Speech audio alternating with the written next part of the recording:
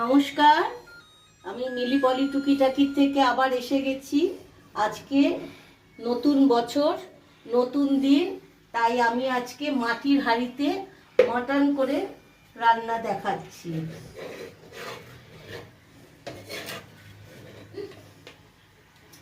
প্রথমে পেঁয়াজ, রসুন, আদা, শুকনো লঙ্কা এগুলো পুরো আমি পেস্ট করে নিয়েছি, পুরো পেস্ট করে নেওয়া।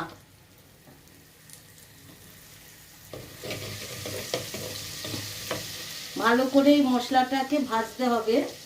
শুকনো লঙ্কাটাও আমি এর মধ্যে পেস্ট করেছি। পেঁয়াজ, আদা, রসুন, শুকনো লঙ্কা পেস্ট করে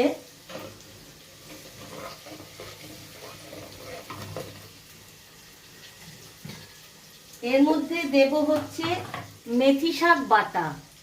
এই যে মেথি শাকটা আছে ওর পাতাটা নিয়ে, ছোট ছোট পাতাগুলো নিয়ে আমি মিক্সারে পিষে রেখে দিয়েছি, সেই পাতাটা দিয়ে দেব।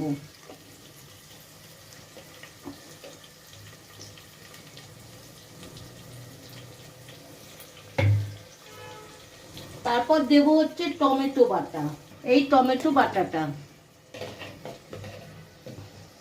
এবার আমি এগুলোকে ভালো করে তেলের মধ্যে ভাজবো। মাটির হাঁড়ির একটা সুন্দর গন্ধ বেরোচ্ছে।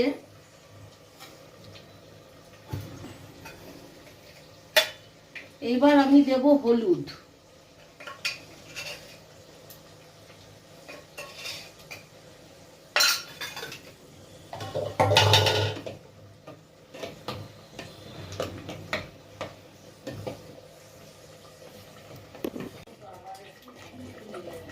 এই যে ভাজা হয়ে গেছে,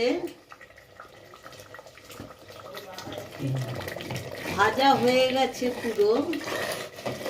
এরপরে আমি এই আলুগুলো দিয়ে দেব। আলুগুলো দিয়ে দিলাম। এবার নুন দেব।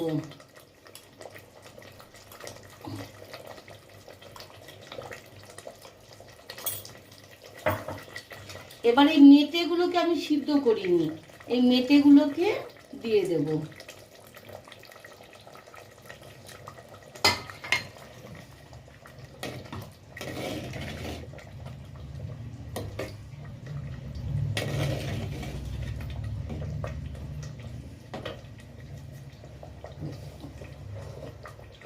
দিয়ে এবার এই মাংসগুলোকে আমি কুকারে সিটি মেরে রেখেছিলাম, এবার এই মাংসগুলোকে দিয়ে দেব।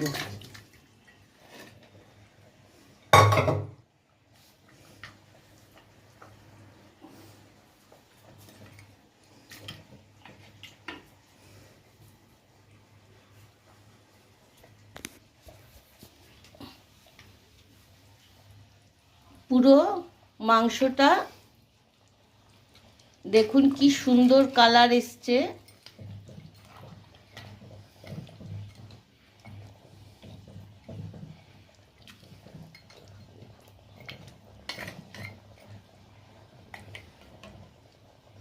পুরো মাংসটা রেডি হয়ে যাবে। এইরকমভাবে আপনারা বানিয়ে দেখবেন, মাটির হাঁড়িতে দারুণ লাগে।